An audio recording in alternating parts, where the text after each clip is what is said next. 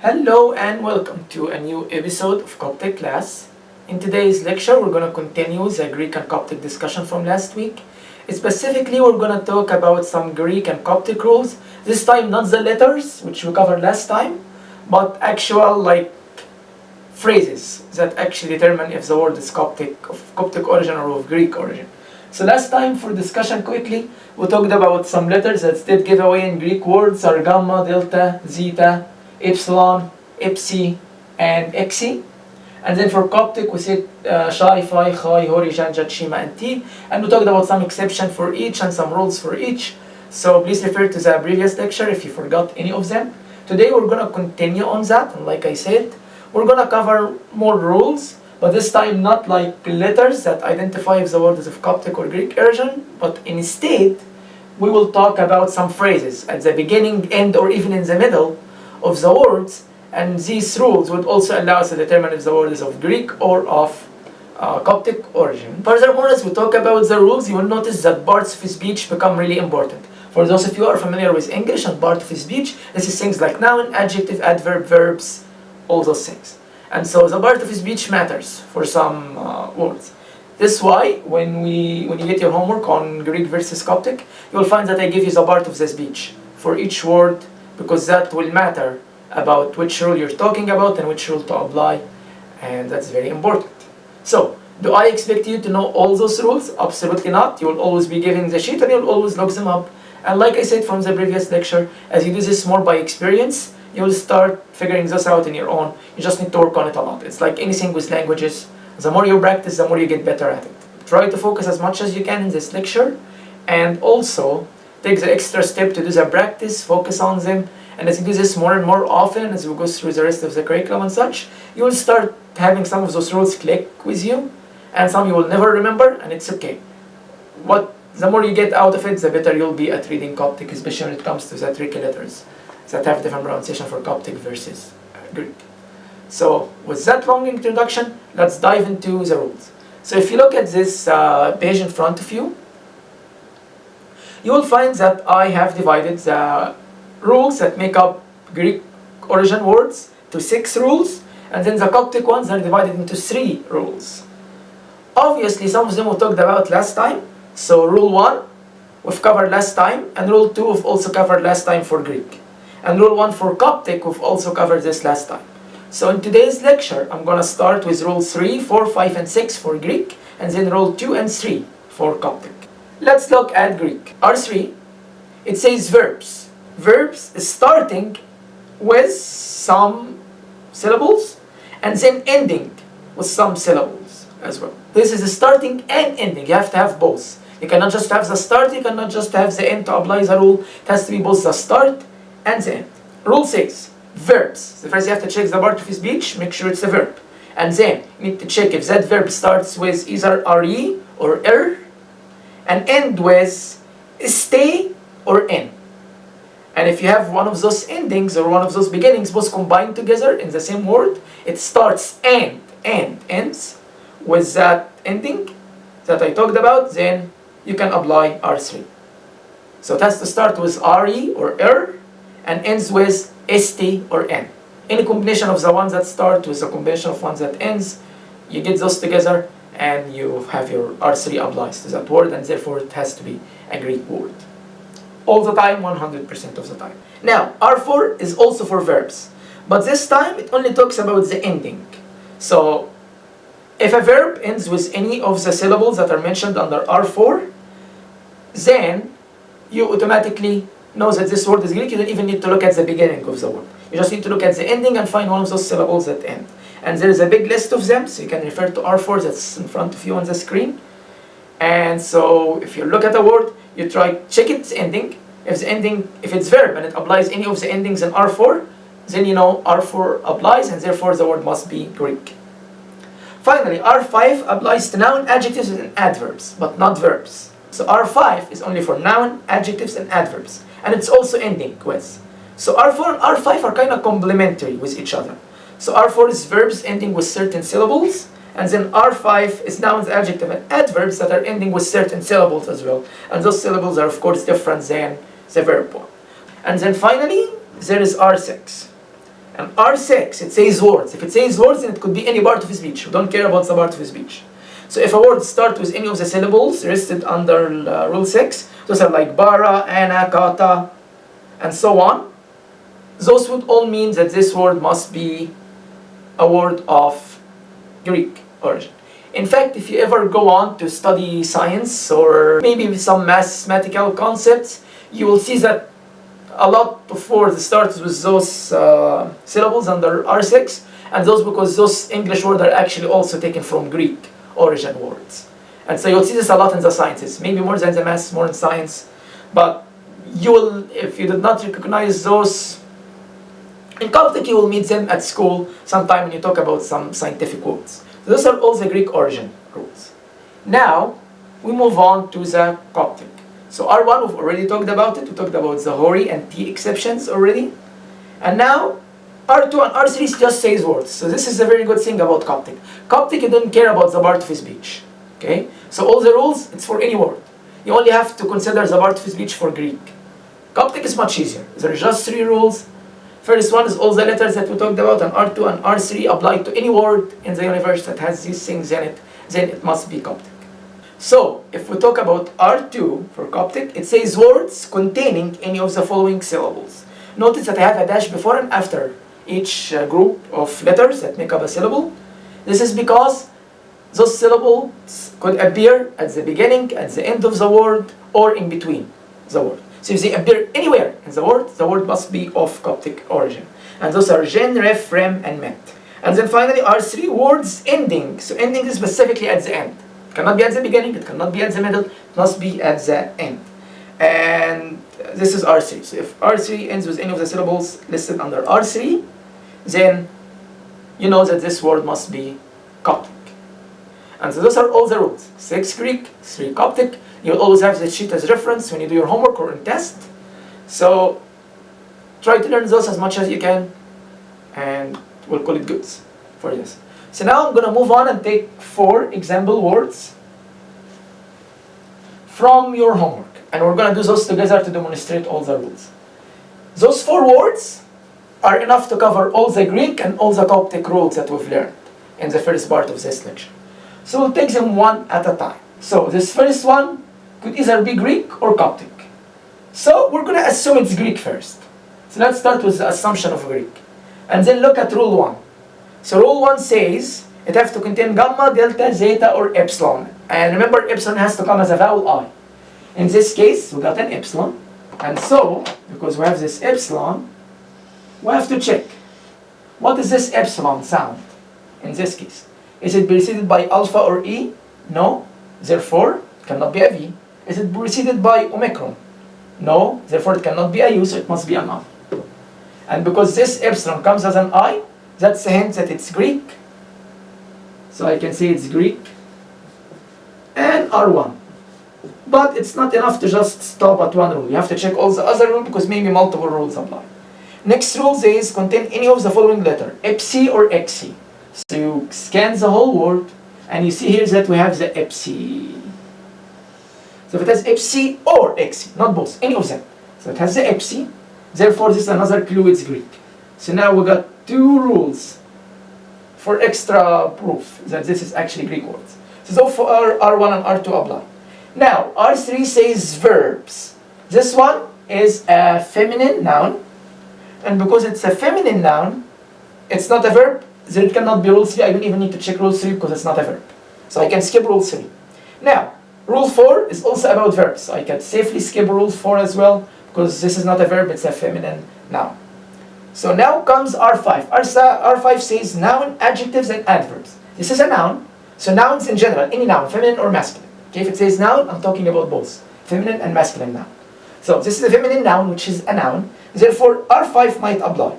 So R5 says adjectives and adverb ending with bunch of things. One of those endings, if you look at 1, 2, 3, 4, fifths, the 5th syllable under R5, this one, which is the iota and sima together.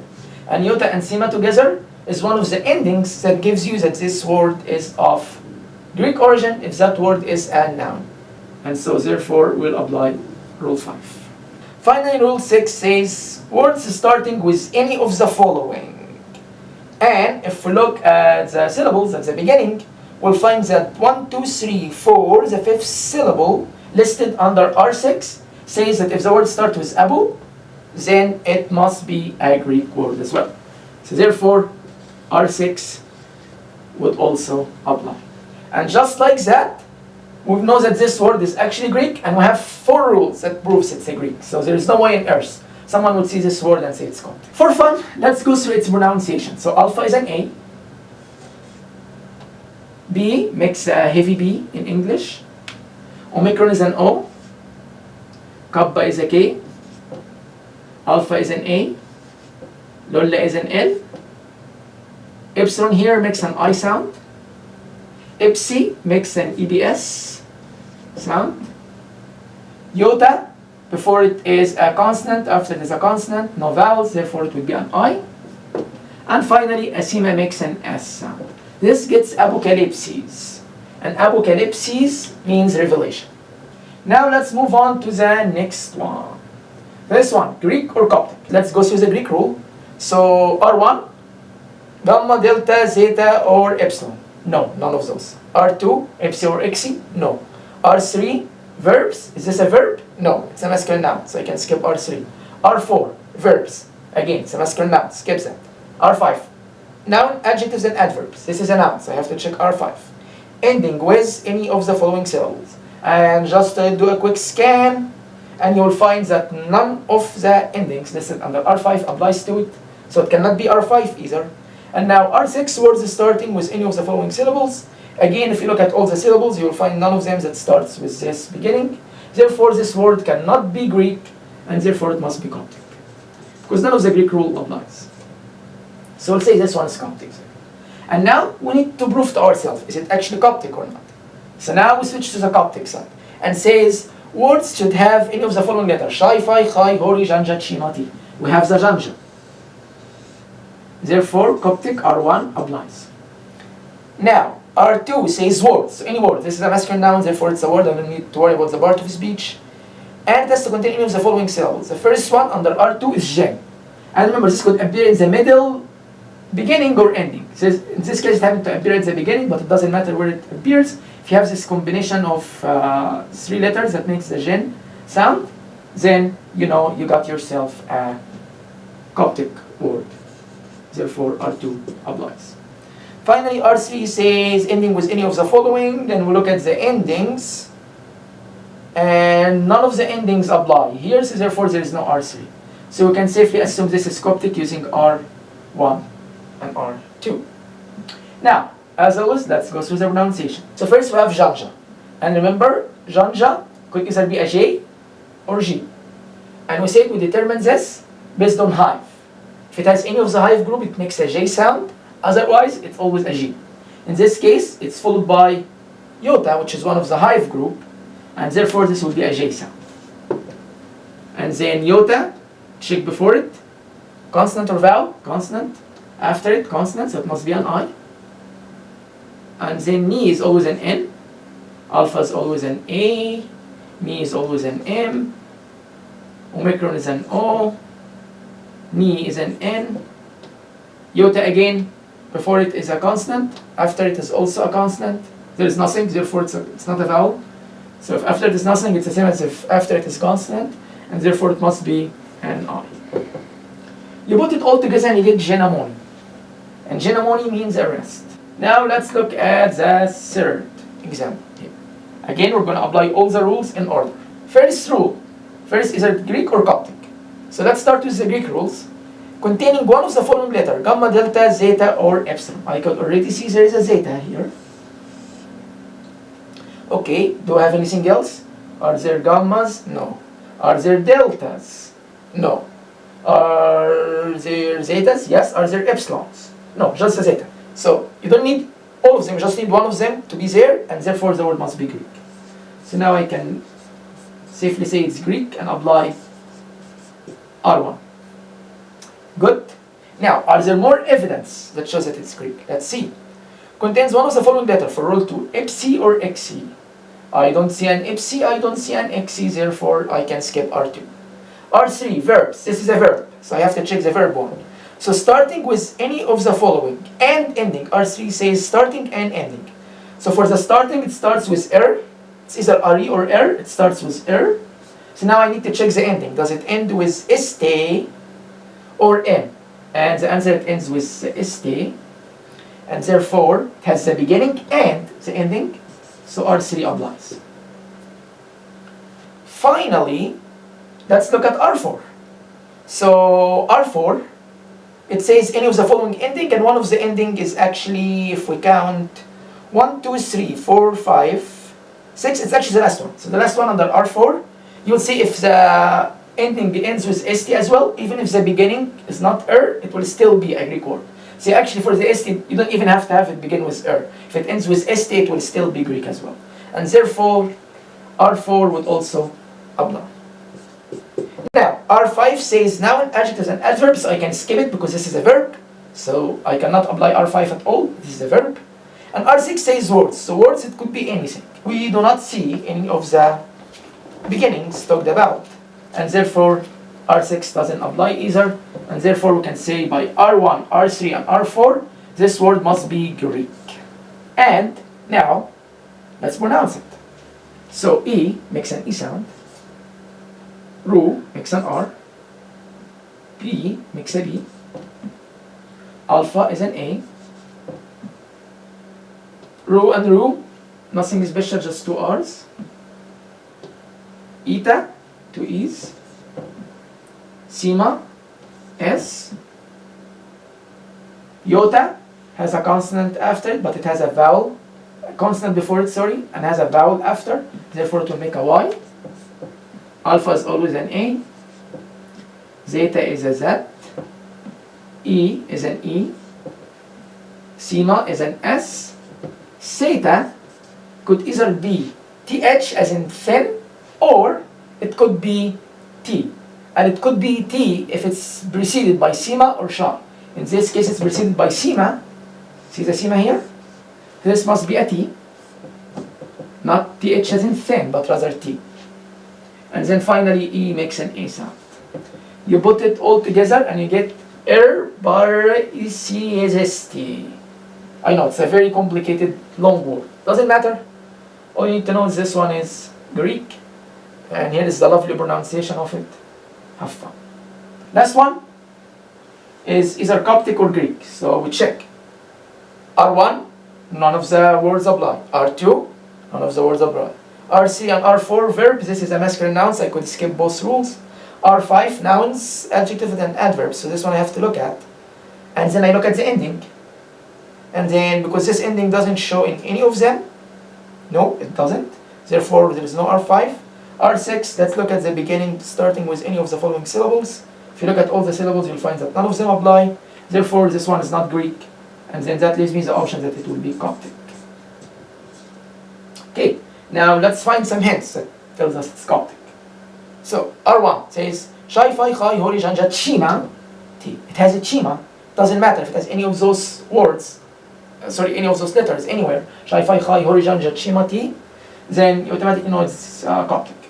So it has a Chima, and therefore this will be Coptic, and I can apply R1. Now, are there any other rules that need to be applied here? R2, words containing any of the syllables gen, ref, rem, met. None of those. So I can skip R2 is not there. Finally, R3, words ending. So you need to look at the ending. And if you look at the ending, the last one listed under R3 for the syllables. Last one is actually this combination of letters. Eta, omicron, and epsilon. And therefore, this one would be another rule that apply. Because it ends the word with it. And therefore, this would be Coptic using R1 and R3. So Shima, remember what Shima sound makes? Sh, like church. Sh, H. So CH. And then Eta makes two E's, always. Omicron is an O. Epsilon, it has an omicron before it, therefore it will be a U. Chi-O. Chi-O. Chi-O is coriander plant. And so those are all the examples. There is more in your homework than these, but I just decided to use those 4 examples to show you what's going on. And with that, I'm done with this lecture. Thank you so much for listening.